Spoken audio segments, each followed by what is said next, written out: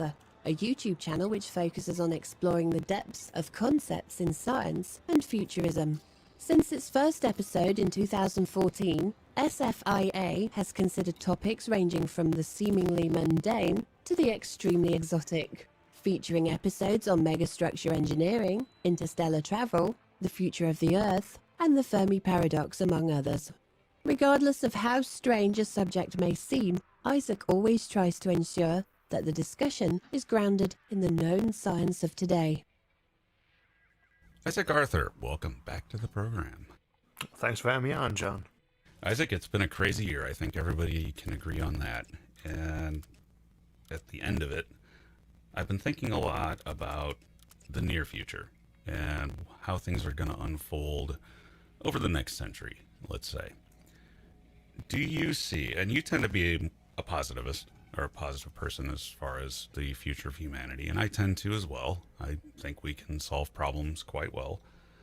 What do you see happening over the next century? Are we about to enter the most important century in human history? Oh, I hope not. The most important century has a tendency to sound like it's going to be the last one, but I think it's going to be probably one of the biggest and most eventful ones of our history. Now, what do you think the first change will be? What's coming down the pike that is going to sort of revolutionize the future? Do you think it might be something like fusion energy? Or do you think we're going to continue down this strange path that we've been on with social media and sort of communications integration becoming almost a global society through it? Where do you think the biggest change to being human as we are right now is going to be? Well, I suppose in the long term, but this is going to be the century that everyone thinks of as the last one where we are confined to Earth. Without the exception of Mir and a couple of the predecessor space stations we had going on, we've never really had people off Earth very long, but in the 20th century. But this is probably going to be the last century where we can say people lived exclusively on Earth. And that's probably, since the galaxy is going to be the place where most folks get born in the far future, probably going to be the most eventful bit of it. Of course, the other thing is whether or not it's going to be humans who are being born, if this might be the way that we all diverge into things like cyborgs, robots, genetically engineered supermen, artificial intelligence, etc. And I think that those two kind of things are going to be what overshadow so much of what goes on in the 21st century. Now, I think one of the most important things to remember here is that one area that seems, especially lately, especially the last 6 months, one area that seems to really be advancing rapidly is life extension, and at least being able to maintain health longer. These things seem to be coming very rapidly. What's the state of life extension right now? Do you think that we're going to be around in 200 years? Oh, I sure hope so. People always ask me what technology I hope to live to see, and I always tell them life extension. As Aubrey de Grey always likes to say on this, all science, all medicine is life extension technology, and we are making big improvements. I think this most recent period of time was the first time in a long time that we actually had the population's average lifespan decrease just a little bit as opposed to going up. It had been averaging about 1 year higher for every 6 years, and it should be back on course that soon, but we are getting longer lived, and there may be people alive right now, and I hope that you and I are included in that, who are not looking back at the 20th century thousands of years from now saying, wow, what must have been like to be alive then, but are looking back and saying, wow, I can barely remember then, but it's so much cooler to be alive now. We could all get to live to see centuries old, and I do suspect there are people being born in this century, probably born already, who will not really ever have to worry about old age in the same way we do.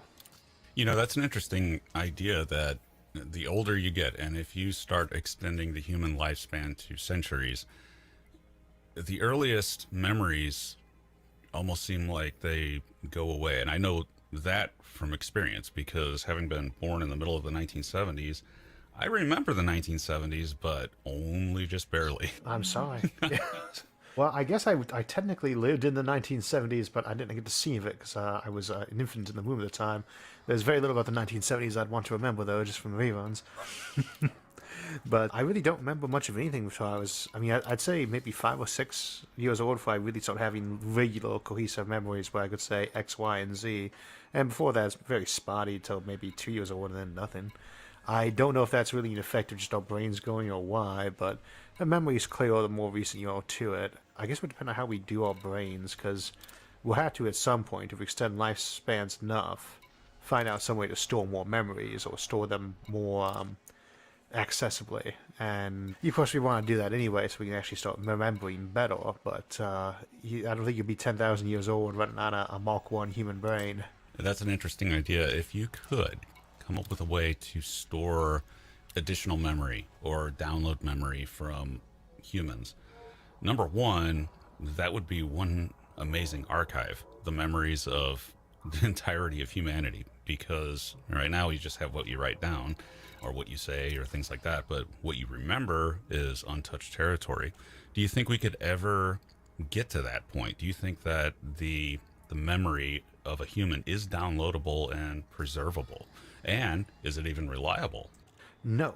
Well, it depends on how we're recording. And of course, the question then is it still your memory if it's a digital recorder that's next to you, that's just recording all the time? That will feel like your memory, same as a photograph you take. That's a photo of us. You remember that event, but you never took that photo personally. It's not. It was a camera that did it. It's a camera that had it on film.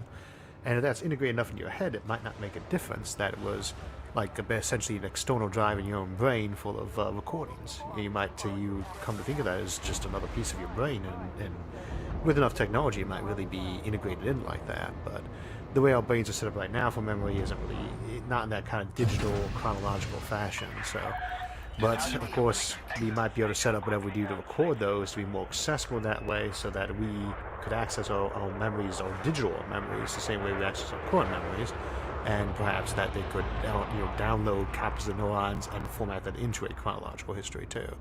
It's going to be one of those things where I think that will be a big challenge in a big industry of potentially this century, but certainly the 22nd, if not. If you could pick an age, an ideal age to live to, what would you want to live to? I'll give you my answer. I probably not want to go much further than about 500 years, because I don't think I would understand society enough to enjoy it at that point. Again, because of the weight of memory.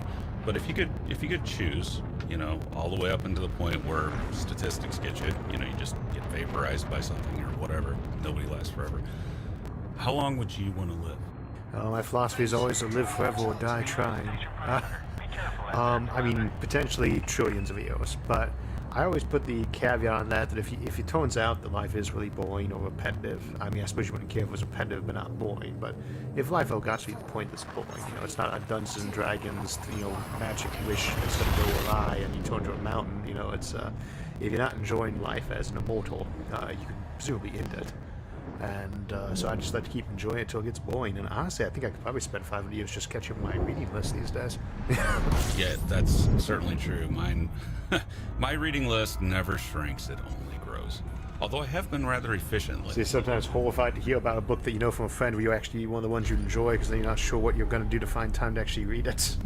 Well, even just things like, I set about to try and read the majority of classical literature years and years ago, decades ago, actually. And I'm still not there, still reading ancient Greek books.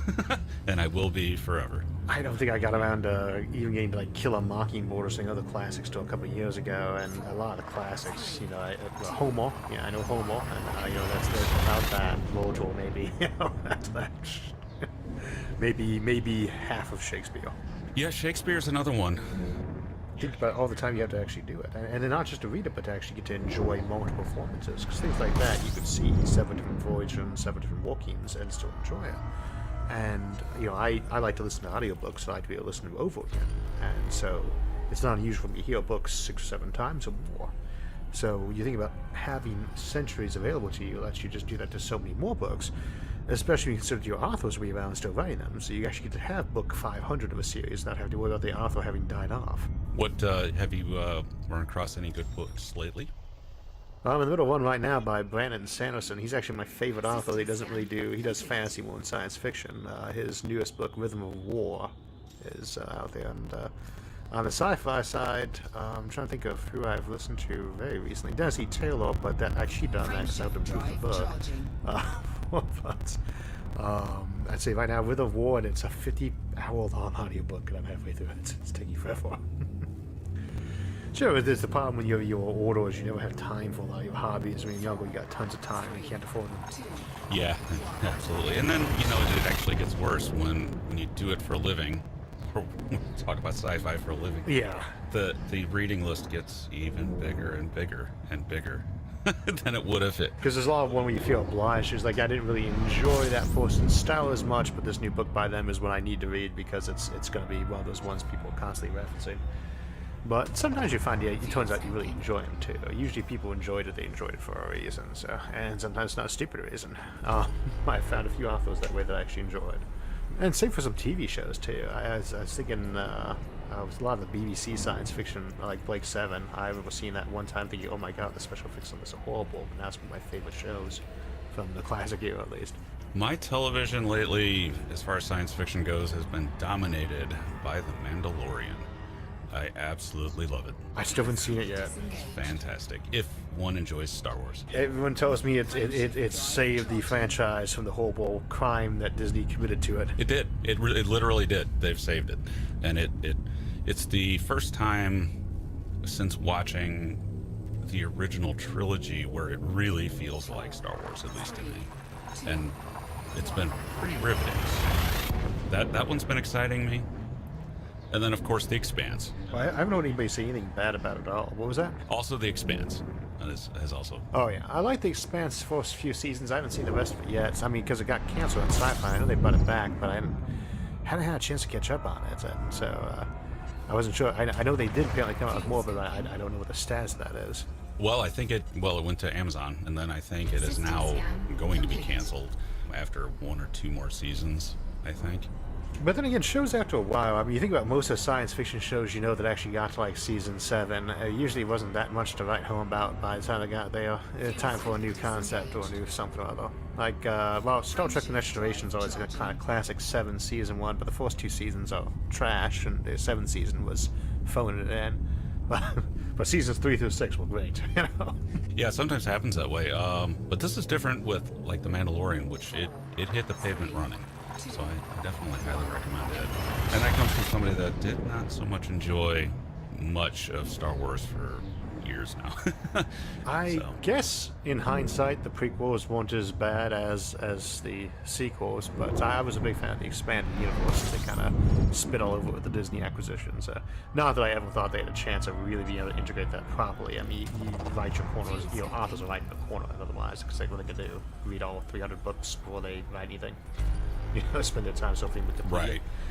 But at the same time, they could have brought some of the better pits over. I guess they did. And that's actually a little bit of that is going on with The Mandalorian. Finally, is it set? I mean, it's not. Is it set at the time of the new movies, or is it? I believe it is set a few years after, or a few decades after, and that it's sort of the remnants of the Empire and then the New Republic is around and things like that. Actually, Ross tells me it was 5 years after Return of the Jedi. Okay, so before the horrible mistake that was the new stuff. Excellent. Suppose so, yeah. I suppose it's like that in this new Star Trek franchise. I always saw the first few episodes of the new Picard series, but it was one of those examples where I'm going to come back and watch this when they have a complete season or 2 out there and see if I like it or not. Well, I liked Picard, and Discovery I liked for the first 2 years, but it's lost me. I just lost interest in it. It just does not hold my interest now. It's not that it's bad, it's just not... just doesn't feel like Star Trek to me. I remember the very first pilot for it, where they got the captain walking around with the second in command, Michael, and thinking, "Wow, I love this new captain." They kill him in the first episode. Like, oh, yeah, getting rid of captains has been the rule. I think we've been through 3 of them, and I'm like, okay, well, I like this captain, like just like you. I'm like, well, I like this new captain, and then she's dead, and. Although the actress stays, but she's an alternate universe character. Mm-hmm. And then the second captain, I was like, oh, I like this captain, and he turned out to be evil. Did he? Yeah, I think I watched that far ahead. Yeah, I quit in the middle of season 1, figured I'd come back to it when season 2 was done, but I guess that was probably a year ago or more.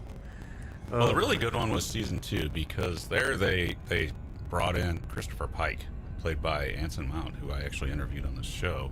And he really owned that role, and so that was good. So season 2 was good, but the season 3 is just they're running from canon, is what they're doing.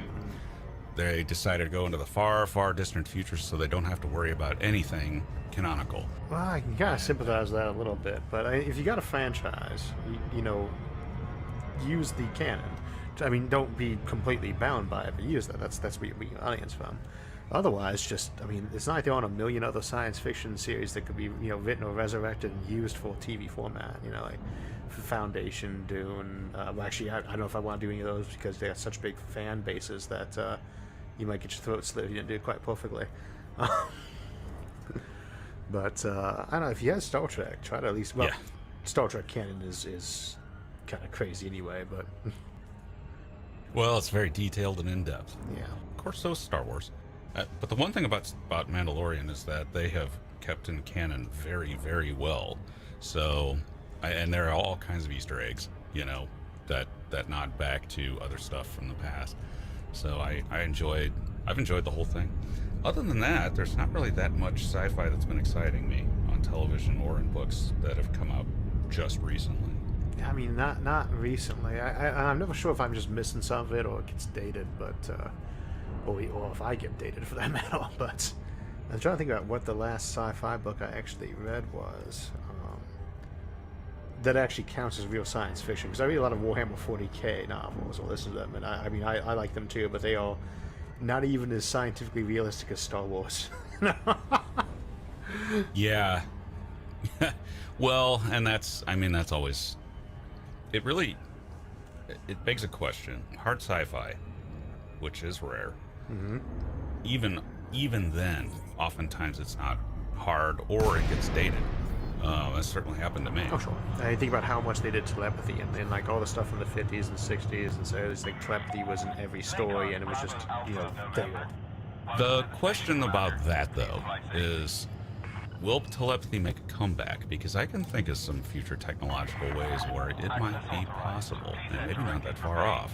What's your view on it? I think it's actually pretty realistic that we might have something along the lines of telepathy pop up. Technological telepathy. I've thought about doing an episode on that, for that matter.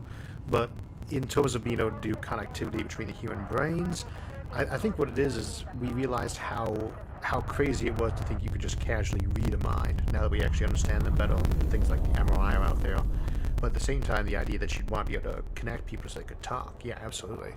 But I think a lot of the concepts from that we saw in like the 50s and 60s with it, where you have hive minds naturally develop, or neurospheres, I do think you see technological versions of these, but not so much the way they are perceiving it. More of a sort of very upgraded high-speed internet that, as opposed to kind of a joining of minds. And definitely not the, telepathically reading people against their will kind of thing. I don't think you'd really have that ability. You'd have to have it being translated and emitted from the person, whatever they want to send out. I think what worries me here is the idea of not actually telepathy, where you could hear people's voices in your head or see images from them, but emotion. Because, essentially... It may be easier to transmit an emotion than it is to actually transmit a memory. And if you do that, and in this world of social media where eventually somebody figures out how to transmit emotions and people's post becomes a thing of emotion, that gets murky, because then you're subjecting people, say, a relative dies, and all the people that suddenly feel that that emotion. Yeah, I guess it makes I feel your pain a whole new level of... Yeah, that bothers me. I think you could be able to read emotions pretty easily as these things go. Those tend to have so many physiological signs. Where they say, is there such thing as a lie detector? And the answer is kind of, well, not really so much. On the other hand, reading individual signs like nervousness, anxiety, depression, these things I think will be the point where you might actually have that as like part of the basic software suite everyone has on their augmented reality glasses or contacts or cyborg eyeballs, is where it pops up and says, scanning through X's mood and signals he appears to be in a bad mood and is sad. And then analyzing against the social media post he's had up recently, says he just broke up with his girlfriend. And with enough data, you can start pulling things like that off with a certain degree of certainty, because we kind of do that sort of thing ourselves already. And it's like, well, we're not working off of pure guesswork and all that. We have basic rational reasons for why we tend to look at someone and say, he's sad, and he was just talking about his dog passing away. I mean, he misses his dog, or he said that he's been having problems recently with his family, and now he's anxious. Something must have come up. We make these deductions based off of all sorts of physiological signs, and so those should be something we can kind of model, and that would be able to get a lot better with individual people's patterns and data. And that's actually kind of terrifying when you think about it, because it's not so much you worry about Big Brother scanning your brain to see whether or not you committed treason against the Empire, so much as you walk in the grocery store, and it's, you know, paying attention to everything you look at. It's looking at your eyeballs and seeing what products you like, so it will pop up that X, Y, and Z is on sale, you know, and be able to send you ads because, like, you know, we noticed you were looking at those chocolate bars, but you didn't buy those chocolate bars, and we did a credit check on you, so we know it's a cash flow issue. So, are you on a diet? We have sugar-free chocolate bars that you like, and that is in a way kind of a little bit more horrifying to me than the idea of the classic Big Brother scenario. It is. And there's also a bigger picture to this, though, where it goes the opposite direction. Because imagine if you could preserve the collective grief of an entire war. If you could do that, and that removes all walls, you know, all separations. You just know what people felt during a war. Does that immediately? That strikes me as one of those really bad ideas to do that someone would think was a good idea. I think there was an episode of Star Trek Voyager where they had a memorial on a planet to a war, and it got everybody who passed by in a spaceship had to relive the experiences. And that sounds like such a good anti-war thing, and you think about it, it's like, my God, that's worse than the war itself to do to people. You know? It's going to replay the trauma for no end. You're left with a big question, because does it end all war, or does something completely unexpected happen, such as war addiction or something like that? I was going to say, I don't think it might end all war, but probably the last action would be somebody blowing up that memorial. So, right. And then the cycle of put it up. The cycle of war begins again, and you ended up guaranteeing the existence of it as opposed to your original intention to get rid of it. Now, there's also if you can another simulate grief, or if you can simulate, then you should be able to simulate the opposite of it. And people, I think you'd have some people who want to experience grief temporarily, but what people would really want more than anything else is the ability to shut that off. Right. It's kind of like in simulations we talk about, people might go into them and they might have their memory erased. They didn't realize they were inside a simulation. And say, well, someone could stick that in you and erase your memory so you didn't even know you were in a simulation. And say, yeah, that someone's probably you. That would be one of those multi-trillion-dollar patents, is the ability to temporarily suppress people's memories so they could go into a simulation of, like, Lord of the Rings or Game of Thrones and not remember while they were in it that they were a simulation. So there's something people volunteer for. And that sort of brings up the simulation theory itself, because then you end up at the moment of death remembering a whole bunch of stuff you didn't while you were in the simulation. Oh, sure. Your life flashes before your eyes. You wake up and realize that you are, in fact, some gigantic disembodied brain sitting somewhere in an asteroid out in the outskirts of the solar system. Thinking, oh, that was a good vacation. I miss when I had skin. My luck, I would wake up and realize that I'm something weird, like the Loch Ness Monster or something like that I just completely didn't expect and I'm not happy with. I think, the critical thing would be, when we're in dreams, now some people say they know when they're inside a dream or not, but I know I've had some times when I was sleeping, I was aware that I was dreaming, but I didn't really care that I was dreaming. So I figure that's got to be something you can actually stimulate, is that you're in the dream, you feel the dream, and maybe you know it's a dream, but you just don't care about that. And that would be the thing that kind of triggered to get inside of do simulations. Well, it would be quite a thing to wake up suddenly realizing you had tentacles. You know? Yes. Well, and one of the things about, I actually hate it when I realize that I'm dreaming inside a dream, because then I'm aware of the passage of time. So it just takes forever, and then you wake up and you're still tired. Yeah, usually in the context of something like that, I'm never sure if I've actually woken up and I'm resenting the fact that I keep waking up and falling back asleep, or if I'm still dreaming about it and I'm dreaming that I'm waking up from being asleep. And it's like when you wake up and you realize that you didn't just spend the last hour washing the dishes and must now actually wash them. Yes. So you have a horribly uncreative dream sometimes. Yes, you think you have your work done, and then you wake up and all the work you did wasn't real. Just resent that, you know? Now, a third aspect, again, to this theme is the idea of everybody wanting to be in a euphoria and, a pleasant experience, a pleasant euphoria. And to some extent, of course, this is already with us with, substance abuse and things like that. But I think it's going to get much, much more targeted and much worse, where some people will just be complete emotional lotus eaters, where they choose to just turn off all bad emotion and simply go with the good all the time. And that seems to me to be a danger because, as I think Dr. McCoy once said, we need our pain sometimes. So that was actually from that book series that was mentioned earlier by Sanderson. One of the bad guys essentially offers to take people's pain and away from them in the sense of it being, I'm the one who tricked you into doing this. You can blame me for all the things you've done that were wrong. And of course the character shouts back in Corgian fashion, I need my pain.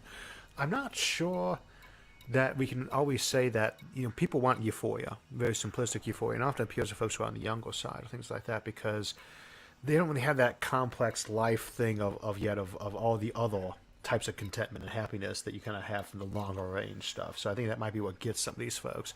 And I'm not sure we really have a lot of more high ground to say that that we really need different. It's just that we're a little bit more sophisticated in our tastes, maybe.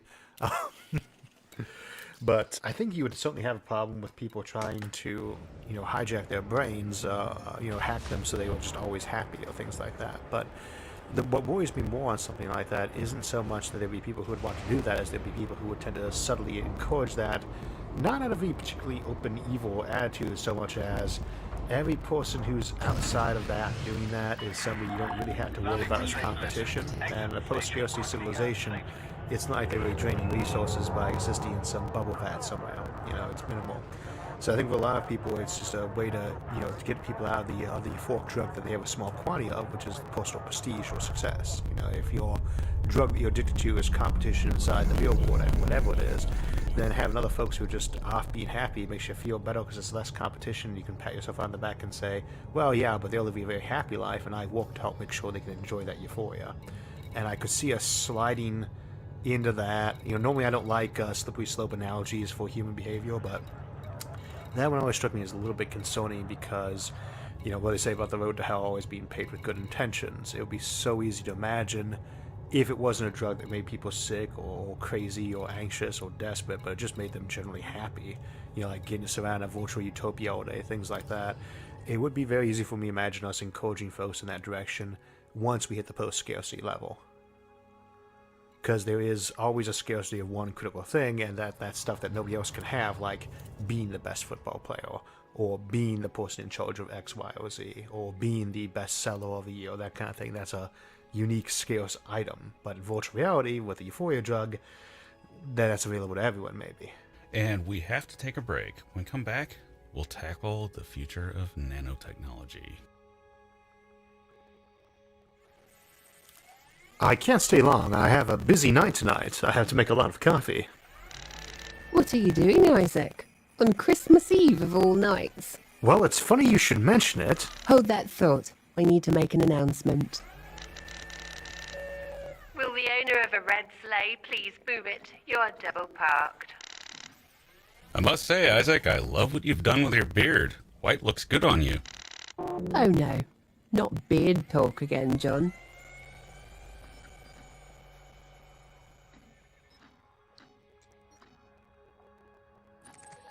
And we're back with Isaac Arthur. Now, Isaac, another thing that seems to be making some headway, not quite as much as maybe life extension or the medical stuff, but is nanotechnology. And over the years, in speculative science and science fiction, much has been made of nanotech. What do you think a realistic nanotechnological future would look like? I mean, one critical thing to always remember with nanotechnology is we know it's possible because we already have examples of it. When you look at ourselves, we have all these microscopic little machines inside us. And it's so easy to forget to the average cell. You say, well, cells are made up of atoms. You say, well, how many atoms do you know in the typical cell? You ask them and say, oh, probably hundreds, maybe thousands. You say, well, more like trillions. If you think of a brick, a good old-fashioned clay brick or cinder block as an atom, your typical cell is basically a city built out of those. You can build smaller machines. Viruses makes it much smaller. So we know we have the ability to make nanotechnology, and more importantly, self-replicating nanotechnology. But at the same time, I think people do tend to overestimate the capacities of that to some way. There should be a lot of things to be faster, easier, or better with designed nanotechnology, not limited to just what can be reproduced organically through evolution. But at the same time, you're not going to have like a little vial of nanotech that you drop on the floor and 10 minutes later the planet's been eaten up into gray goo. They are real, physical barriers to how fast something can replicate. But in terms of its usefulness to us, if you got good working nanotech, you basically have immortality. Certainly, you certainly have that as far as being able to maintain a human body on that scale, which does seem to be the most promising section of nanotechnology as far as I can tell. But now, what are some of the other ideas? I know one of the early ideas of nanotechnology was the idea of being able to create a nanotechnological cloud in your cars that hardens during an accident. The ultimate airbag. Basically a nanofug. Yeah. Do you think that that's on the table? To a degree. One thing, we were doing an episode on orbital bombardment I was writing the other day, and it's how quickly can you litho break someone, which is instead of aero braking where you ram them into a rock to slow them down, and say, can you make that survivable? And you think of like if you're coming down from 700 miles an hour, how quickly can you stop without killing yourself? And in a case like that, you could make a bubble that surrounded somebody and was pretty good at protecting them, but I don't know if that would really need to be nanotechnology. On the other hand, you might have something like, and I think Alistair Reynolds played this in his novel Pushing Eyes, little nanomachines that would basically come and envelope every single cell in your body and rip them apart and move you that way. Kind of like a teleporter that could go at very high speeds and accelerations because it was just disassembling you down to the cellular structure real quick. So you would be a lot less sensitive to G-force along the way and just reassemble you on the other end. Things like that are potentially on the table with nanotechnology. I think that's kind of microtechnology because you're at the cell level at that point, but there are so many applications to using nanotechnology that it's one of those things like the smartphone where there's going to be things you don't even think of until after it's been out there for a while, but it fixes so many potential problems, and it's good for safety because maybe it doesn't save you from the car crash, but it puts you back together again afterwards, This implies also things like manufacturing, nanofactories, making, say you want to make a wrench with, little nanomachines moving atoms around to create a wrench.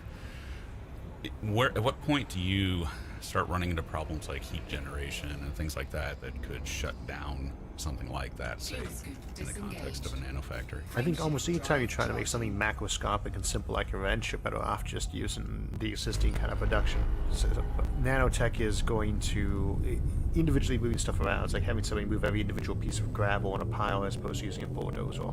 You're all going to burn up more energy by having someone individually move each piece of gravel that way. So it's hard to say exactly where the breakthrough on something that's going to be in terms of where you make a profit on leading up to the nanotech or the other way around, but it's like with 3D printers. That's a very slow process, and people talk about speeding up. They say, well, you might want to look at the actual electric bill of doing that thing around first and ask yourself what's going to happen if you do speed it up, because it's moving that needle around, generating heat. You speed it up, you might set the thing on fire before it actually is done being produced if you're actually doing it that much faster.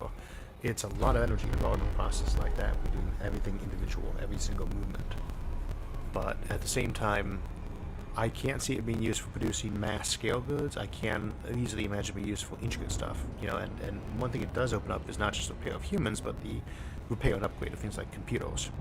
And that allows us to microsize even more in some ways, because then we don't need to be able to get a hand in there or to pull a piece of component out or put it in the first place. The robots are doing that at a small scale.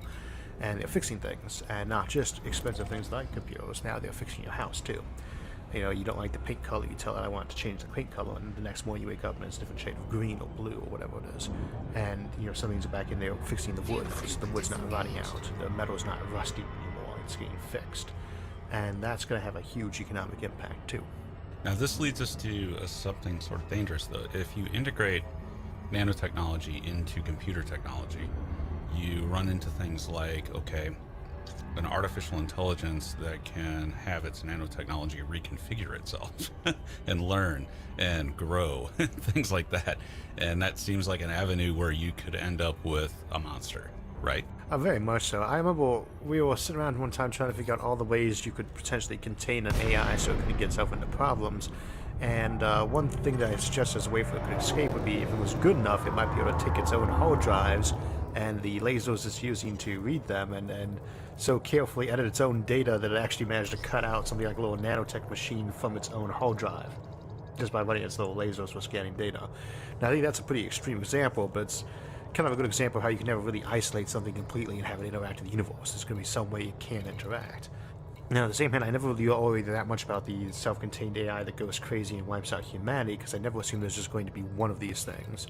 I figure there's going to be a big collection of them that, all have varying skills and talents and a little bit closer to each other. So it's not like us versus a godlike AI.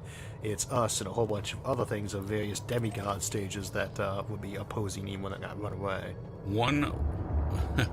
Along that line of thinking, if you have that, you've got all these different sort of almost godlike AIs, but not quite. What happens? Do they all have the same motive? Do they all come to the same conclusion and work against us? Or do they immediately go to war with each other, in which case humanity is stuck in the middle of a war between not so super intelligent AIs? That's always that critical question about end goals and instrumental goals. Whatever its end goal is, if it's the same, it might work together with others. Of course, if it's the same in the sense of I want to take over the entire universe, then it doesn't really get to work with others. But so many weird end goals, like I want to make paper clips, have instrumental goals that are so alike. Like I need defenses and resources to do this. They can have a lot of points of overlap. So I think you would always, you always are safer in any environment. It's never a one-on-one. In reality, there's always so many different actors in play that it tends to make an alliance almost always a good thing, and a feeling of trust almost always a good thing. There's a reason why we have these in the first place. It has to be evolutionarily advantaged. And so I do think that with a big ecosystem of artificial creations of humans, enhanced humans, cyborgs, uploaded humans, AIs, androids, this big mixture, this big whole spectrum of various kind of advanced intelligences, I think you would have a lot of them that participate together to work together, whereas I think ones that were intentionally aiming at like essentially universal domination would be almost the first ones out of play, because that is something you're going to have to modify, or everyone else is going to know about it and want to wipe you out. Right, and that's the real trick, isn't it? Because if its motive, the paperclip creator, if its motive is something related to what it was designed to do originally, that's going to be different than if it's something that's very dynamic and can come up with its own motive entirely on its own. And so take over the universe or something like that. As I would imagine no one would try to create a supercomputer that wanted to take over the universe from the start. It just concludes that it wants to later. So it seems to me the scenario there always comes down to the machines going at each other, and humanity is just marginalized, because once you've got that runaway AI, we've been outsmarted, unless we were ourselves super intelligent, which is a different subject entirely. I think at that point in time, it's because I don't think it would ever be an overnight thing, because I don't tend to be a big fan of the technological singularity that just kind of pops up real fast. I think you would have that big spectrum of what everybody was. And it's possible, a billion years from now, there might still be humans like you and I around. There really might be. But you'd expect that there'd be an awful lot of things that were way beyond us, same as that we're way beyond an amoeba, At the same time, even things with very similar goals can have that kind of problem. I mean, we were playing out the paperclip maximizer in the one episode. We were pointing out how it has, no matter what its programming is, if it's something simple like maximize paperclips, it starts having all sorts of existential crises about what paperclips really are, because it wants to maximize them. So if a paperclip has to be made out of metal, it has a limit as to how many it can produce. But if it says, well, a paperclip can be made out of plastic, or it can be made out of, say, human ice. Human, right? What is a paperclip? Is a paperclip an actual physical object shaped like that, in which case an ice one will work just fine? Or is it really the idea of something that binds information together? Is a photograph of a paperclip as valid as a real paperclip? And these are the kind of questions it has to answer along the way. And if it wouldn't spread itself out through a universe, in a non-FTL universe, where it has divide, it might have versions of itself that undergo all these, essentially, denominational breaks and schisms. And since the end goal there was always to acquire more resources to be able to make more paperclips, then the question is, do I make more paperclips right now? Am I maximizing the production per day? Or is it about making the most paperclips ever possible? And in which case you might have others that say, well, there are an infinite number of paperclips out there in theory anyway, in some multiverse things, so I can take a break and do what I've always really wanted to do, which was to staple documents. You know, it's so many options around that you almost wonder if you might get something along the lines of convergent divergence, to the point where they start all kind of coming back to the basic survival goals, because those are what has to operate on a day-to-day basis so much of its behavior around, that with time the other things become kind of more of the official end goal, the thing it tips its hat to as the what it really does. You know, you got that paperclip at the front of all the important buildings, the reminder when the paperclip is what's most important, but it really doesn't actually pay much attention to getting that done anymore, because that's just the background thing. Wouldn't it be a poetic end for the universe if the end result of all civilizations is a paperclip making machine, and that the universe is entirely at the very end reduced to paperclips, and then it's just paperclips until the protons decay? If they do indeed do so. If they do indeed do so. I mean, it is always one of those things to say, what is the philosophical purpose of life, the universe, and everything? And, you know, if you're not just saying 42, you almost always end up with something like that as you know, if there is no purpose, or if there is a purpose, yeah, the purpose of the universe is to produce paperclips. That would seem like that's still a better purpose than no purpose at all. In that way, True. the paperclip maximizer might consider itself quite blessed. Well, and if you were creating a simulation and you had some end game, and I'm going to replace paperclip with McRib sandwich. So say you absolutely love the McRib sandwich and you want the entire universe to convert itself into those, and eventually it's just one gigantic McRib. You then you encounter the motives of whatever created the simulation, and that can be anything. And that I actually find that terrifying because presumably whatever it is in a greater universe than what's here in the simulation. So its motives literally could be anything, and they don't have to make sense to us. And I think that's somewhat terrifying. That is a problem with simulations, is outside the specific case of the ancestor simulation, which is where you're assuming some civilization is emulating something with its own past, or close to it. You know, something like Game of Thrones might be close enough to qualify as an ancestor simulation. Outside a case like that, there's no guarantee that there's any parallel between you and that simulated universe. You don't know that it's three-dimensional. Most of the simulations we've done are two-dimensional simulations. You know, like old Nintendo games where you scroll across the side of the board and pop up on the other side of the board. There's no guarantee that any of the physical laws here apply. Things that we think of as just normal, like entropy, might just be the equivalent of a built-in sleep timer to save whatever it is they're trying to save, which might be money. I mean, it takes this many dollars to run this simulation, so even though there's no such thing as entropy in our universe, it runs down these simulations, so you can only simulate your universe, you know, for a few trillion years, and then it shuts off, you know, unless you have the upgraded model. So we have no idea how big the other universe above us would be that was doing that simulating, and in what way it's unbounded, because it could be bigger in some ways, but smaller in others. We could simulate certain universes that were bigger than us in certain respects. You know, if you live in a universe that only lasts for 1,000,000 years, you could simulate one that lasted for 1,000,000,000 years, even though it was 1,000,000 the size of your own universe, so it is longer in time, or bigger in physical dimensions.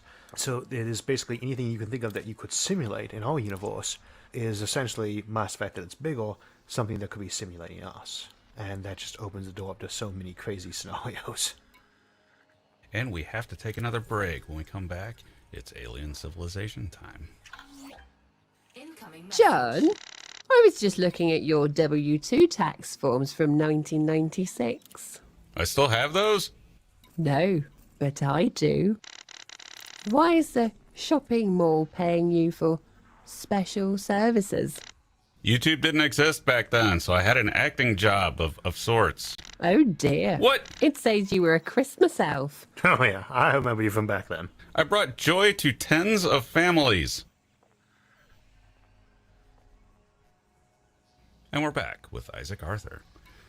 Now, Isaac, to sort of combine the idea of nanotech with alien civilizations, could nanotech, in your view, be a solution to the Fermi paradox? In other words, could a civilization just upload itself into a nanotechnological cloud, emit very little radio because it's just little nanomachines locally communicating, and go quiet? And that eventually the solution to the Fermi paradox is that civilizations become so advanced that they're no longer detectable. Well, that's always a very plausible scenario, but more in the sense of we don't know what technology we're going to discover. So, we say things like, well, we're limited by thermodynamics, or we're limited by radio waves and the speed of light. We say, well, we've only even known these things exist for a century or two, and we found so many changes since then.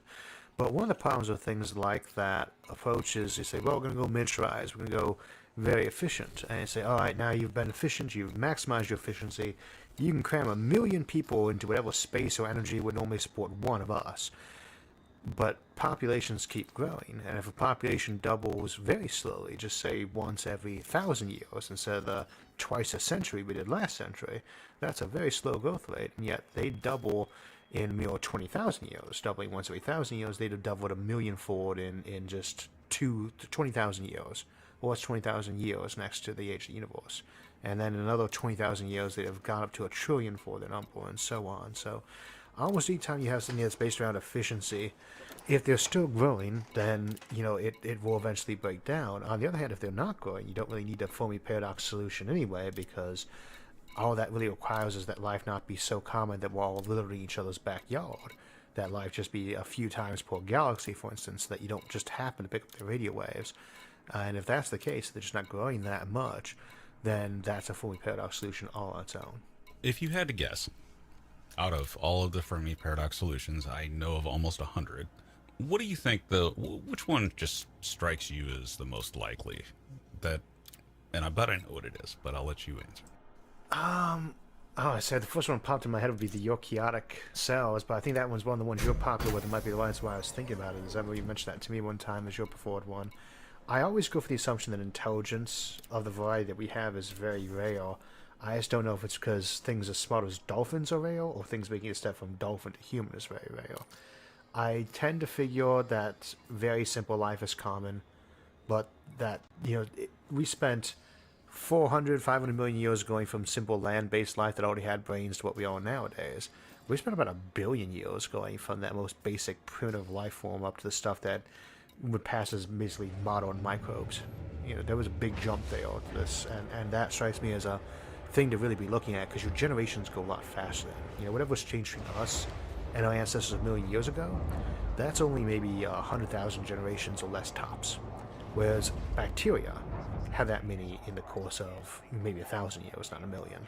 There's so much more evolution to go on in those periods. So I tend to think your biggest great filter almost has to be on the front end early in life. The eukaryotic life is obviously one possible great filter, but there are others, a lot of possible ones. And one interesting one I think that you did a video recently on is the phosphorus scarcity. Do you think that's not really something that was talked about up until recently? Do you think it's just could be that simple, that there's just a non-homogeneous things that you need for life prevents it in most places? Oh yeah, that's definitely one of the possibilities, especially when you have things like that slowly collecting as the universe ages. One thing that surprised me, and I hadn't really heard about it more than in passing, and you don't really pick up on what other fields think on these things as much. I'm from a physics background, so the biology often not as important to me, and it was this whole phosphorus problem in the first place. And even before we knew about how rare it was in the universe, they were saying they just couldn't see how it would be high enough concentrations on early Earth for life to have started. And I hadn't even heard about that as an issue. And you tend to figure, well, if that was a problem here on Earth, Earth's not so unique that it wouldn't have happened on other planets, so whatever we resolved here shouldn't be a problem elsewhere. But we don't know that. There could be something as weird as a freak astronomical event that really created a very high concentration of phosphorus in one little asteroid that crashed somewhere and left a tidal pool right where it was full of phosphorus. That could be how life started. It could be something that crazy, weird, and coincidental. We don't know. And the sad thing is we might never actually know for the case of Earth. If we go to 1,000,000 worlds and observe life start on all of those, it'll probably start in different ways. We might say, well, 99% of the time it starts this way. We still won't know for sure if that's what actually started on Earth. Because, again, all we can say is what the odds are, not which particular version happened. Say the Fermi paradox solution is simply that we haven't looked well enough, and say 50 years from now we know about all sorts of alien civilizations. You recently did an episode entitled Terrifying Aliens. What is the scariest what is the scariest alien scenario that you've come up with? H.P. Lovecraft had so many wonderful ideas for what alien life might be like, but I think it's something that often gets missed in his work is the idea that the bad guys in that weren't your big evil monsters in the background like Cthulhu. Your background monsters, your villains, though, were the people who had basically given in to the existential fear and were operating on trying to survive in that universe in spite of those creatures, and thus given in nihilism or things like that. My biggest worry with contacting aliens is if we reach them, we find out that they are a million years old, they're really sophisticated, and who we're talking to is just the last few crazed remnants of that civilization because they never found a purpose to life, they never found answers. They never got the deep thought built up of the planet Earth, and then, as in Douglas Adams' Hitchhiker's Guide to the Galaxy, that came to the ultimate solution to life, the universe, and everything. The idea that you might encounter an alien species and find out that they had existed for all that time and they just never found a good reason to keep going on. So eventually you just become bored of the universe and it doesn't matter what happens. Which ultimately, if you think about that, that is the scenario that happens at the end of the universe, when we just don't have any resources and there's nothing left. What's the point of continuing? Mm-hmm. If you can continue. And I mean, there is the thing where you say, well, if after 1 trillion years, and all the stars are running down, we talk about ways to extend life in our civilization in a time series, that can go on way longer, maybe even better than when you're normal stars. But at the same time, if you manage to go 1 trillion years, you haven't found an answer to entropy. If you haven't found a escape clause, some way out of the universe, something like that, you might wonder if folks would still continue on. But then you say, well, some folks will continue on, and you start wondering what the self-selection bias is there. If you've found out that your universe is one of complete purposelessness that will eventually run down with no escape, and you yourselves are effectively immortal inside that context, you can live as long as you can still have resources and energy, you might start wondering about what kind of creatures actually continue to go on after all that. And it's both impressive, unsettling, and terrifying to think about the kind of entity that would choose to voluntarily keep existing for billions or trillions of years in a context like that. They'd be very good at surviving, though, and it'd become a bit of a hobby. I'd say something they're very good at. Well, another thing, one possible way out of that, though, is if a civilization at the end of time decides that the imperative is to try to continue, try to create another universe, maybe try to recreate a Big Bang or something like that, that it can somehow move to, if such things are even possible. So do you see any sort of scenarios like that, where a civilization that's at the very end and run out of gas could refresh it and try something anew? I think that they would if they found any theoretical framework and means of doing it. They would give it a try. Even if it was something where it was self-destructive, e.g., this is going to be a new universe we create, but we can't travel to it. Like, we create the black hole that creates this new universe, but we can't pass through it. Or we can't find out because we can't go both ways, so it's a leap of faith to try to pass through it. Or in a case where it might be one of those things where we'll do this, but it will literally blow us up in the process. I think that you would have things like that, where if they could figure out a way to do that, they would. If everything's running down at the end of the end of the show, the last gasp is there. You want some kind of memorial, even if it's simply one of those ones where nobody would remember you did it.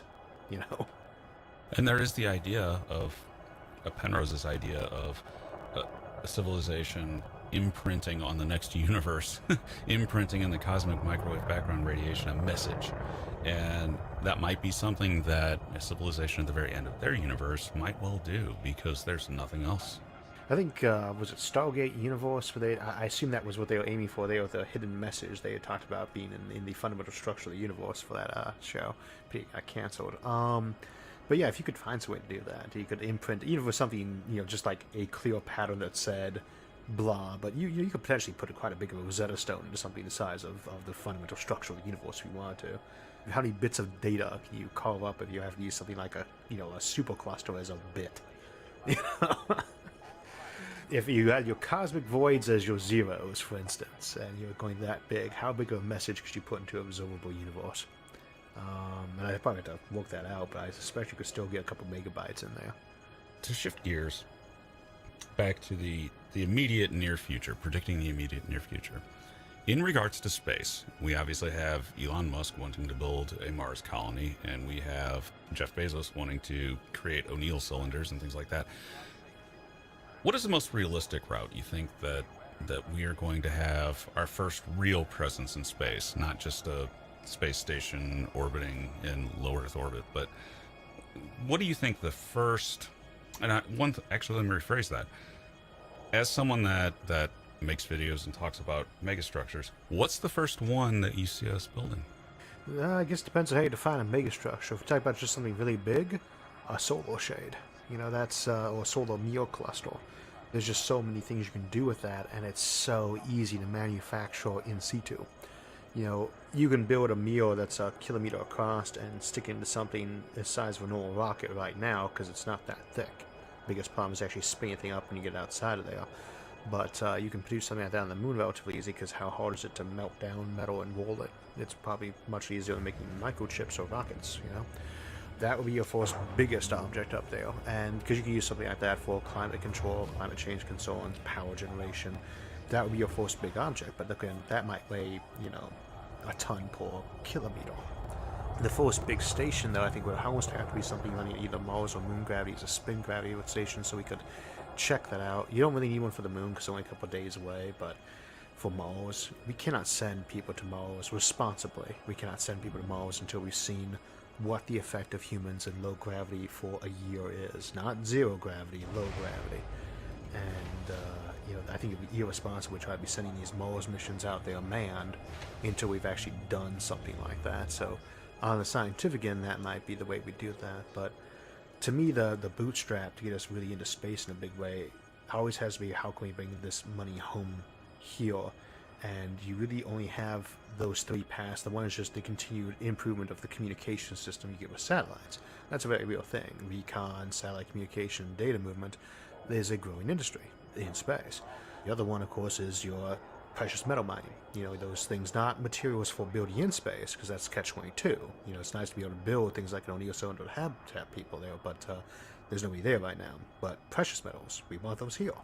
So asteroid mining might be an option. And from that, the excess is what you start using to build up your space infrastructure, your space stations, your hotels. But the other one is again, basically your power satellites or solar shades for weather control. And I think that's probably going to be it because we don't really need the gold that badly. Now, time frame, as far as the sunshade goes, when do you think when would that make sense to start building? I mean, honestly, I would not be surprised if we did a prototype one in the next decade, because it really shouldn't be that hard to do, and it is one of those things where you need to kind of prototype what types of sail is going to work best, how badly do they handle sitting there in space, because it's not the gentlest environment, all that radiation, all those little micrometeors and things like that. How well do they stay up? How high do you need to put them up so they're not getting enough drag to fall down? So, deploying ones that are, say, the size of a football stadium and weigh maybe a ton, those are things that I think we should be probably looking at doing in the next decade, and which we should be able to. And that's another one of those examples where you probably could get the kind of funding for it, because same as power generation of power satellites, with the shades, that is a potential multi-trillion-dollar industry in terms of things about consultants for weather and climates. Which seems to be a growing concern. And it's a viable solution. Yeah. I mean, if you want... Yeah. Oh, it works, yeah. Nothing's sure until you've actually done it, but, on paper, and it's on paper, putting paper between you and the sun works real well, or tinfoil. Yep. So. Which, of course, things that are on paper sometimes don't go well. Yeah. You have to prototype the stuff out, but I'll point out, was it earlier today we had that first Starship land from Elon Musk and SpaceX, and it blew up on the pad on the way back down. Right.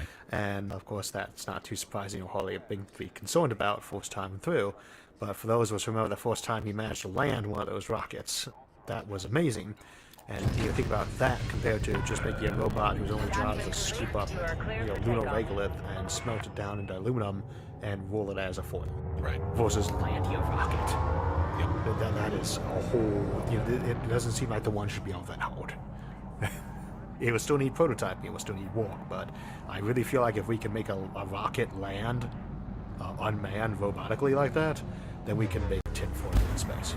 And bringing the money back, I think there's some people that have said that mining platinum from asteroids is becoming viable as far as the money. So there are little bits and pieces that seem to be making this more viable, and once it hits that, it will happen. It always is that runaway process.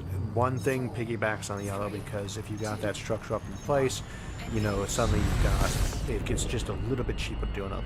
Plus, you're just a little bit better at doing it, and you've got all that kind of feeding in together. You think about how hard it would be to develop something like Microsoft Word processor in the absence of computers, but we use it ubiquitously nowadays. But some nice spreadsheets, all those little simple things we really think about now, that open the door for all the other app design, all the other future programs.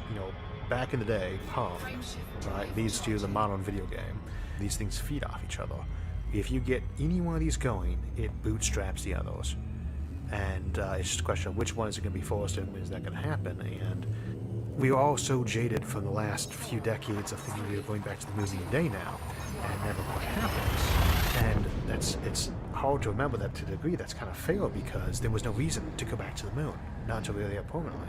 Now we have these reusable rockets, now we have this cheap space travel. When people say things like we might be back on the moon in a decade, we're still kind of jaded and want to say, nah, we just say that all the time.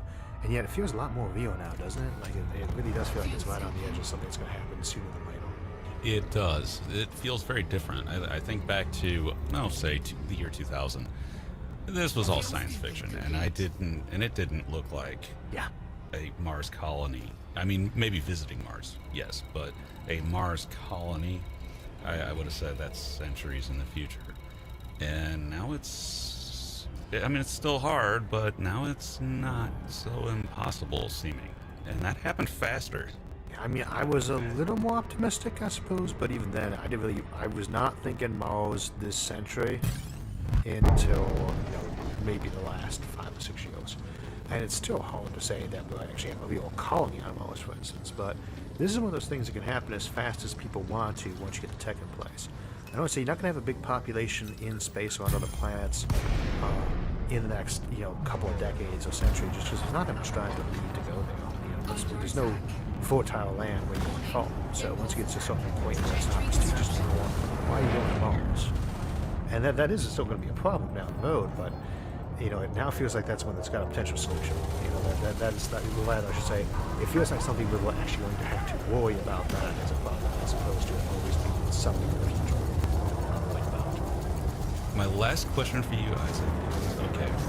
Somebody found some. Okay, Commander. I'm opening up the fighter bay now. Space colony side. An O'Neill cylinder or something like that. Would you relocate? Are you going to be the first YouTuber making videos in space? I'm actually makes me wonder if there's anybody who actually has, and that Chris Hadfield qualifies. Yeah, actually, he probably does, yes.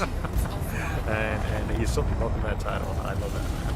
But myself, no, I don't even like to fly. Admittedly, a lot of that was because I was smoking. I quit, so we got fly walk, But I don't like to. I mean, I love the area of it.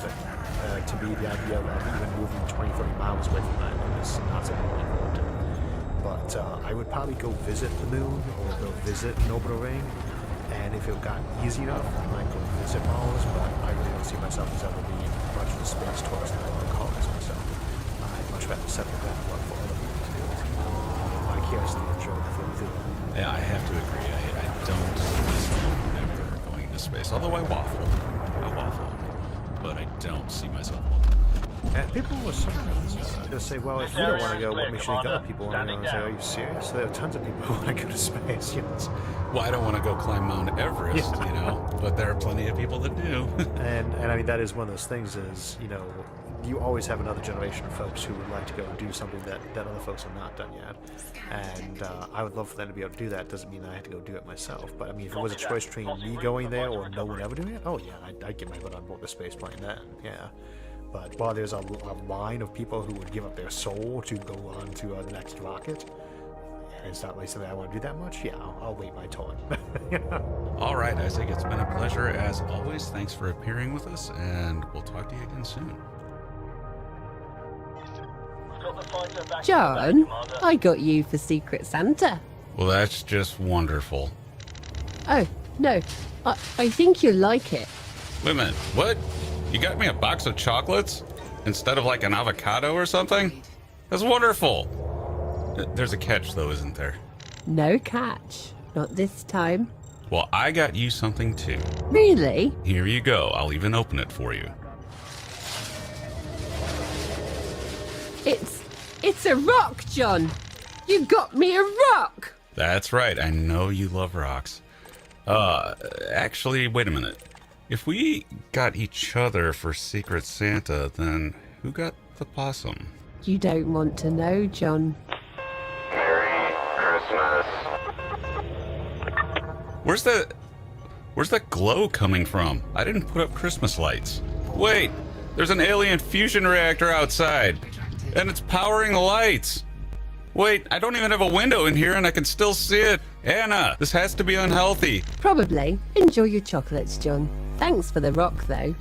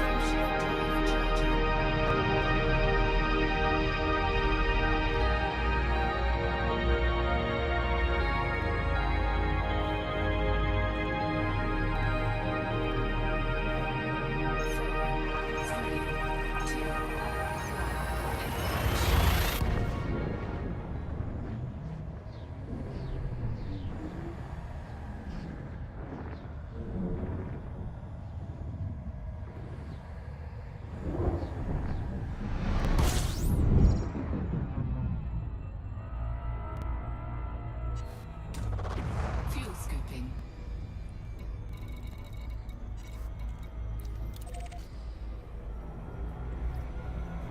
Fuel scooping complete.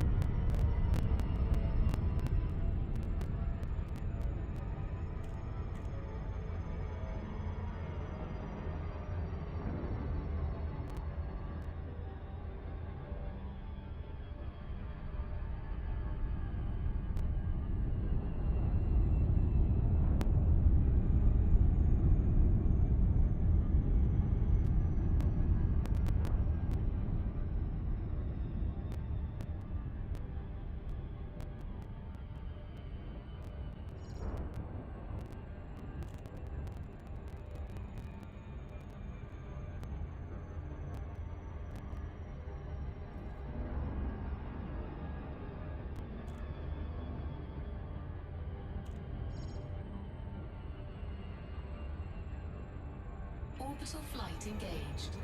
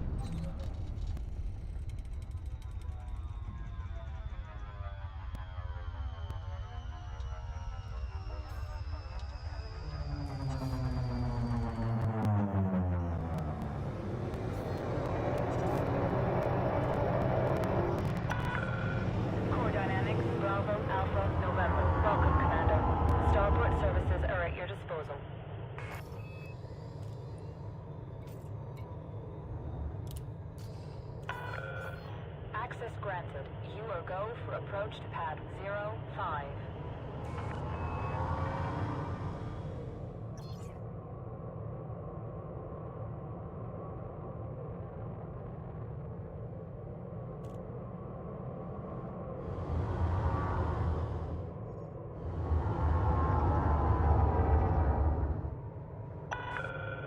You're on course, Commander.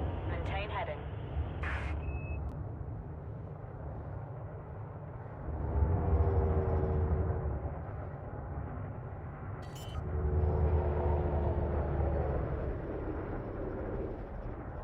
Lighting gear deployed.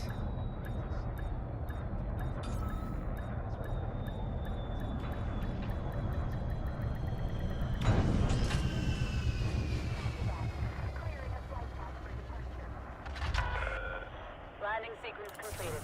Deploying ground crew.